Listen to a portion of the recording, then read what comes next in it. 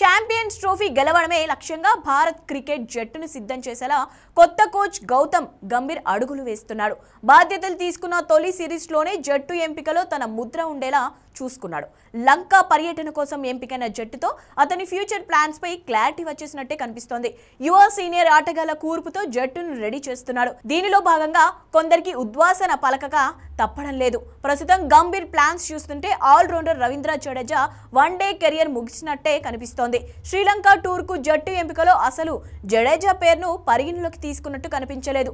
ఈ కారణంగానే అతనికి చోటు దక్కలేదని తెలుస్తోంది.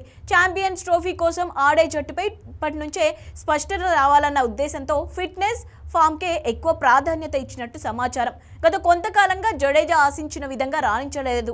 టీ20 వరల్డ్ కప్లోనూ పెద్దగా ప్రభావం చూపించలేకపోయినా జట్టు వరల్డ్ కప్ తర్వాత పొట్టి క్రికెట్కు గుడ్ బై చెప్పాడు. వన్డేలకు అందుబాటులో ఉంటానని చెప్పినప్పటికీ గంభీర్ మాత్రం మెగా టోనీకి జట్టును పరిగణలోకి తీసుకోవడం లేదని పరోక్షంగా చెప్పేశాడు. దీని ప్రకారం చూస్తే ఇక జడేజా టెస్టు క్రికెట్కే పరిమితం కావాల్సి ఉంటుంది.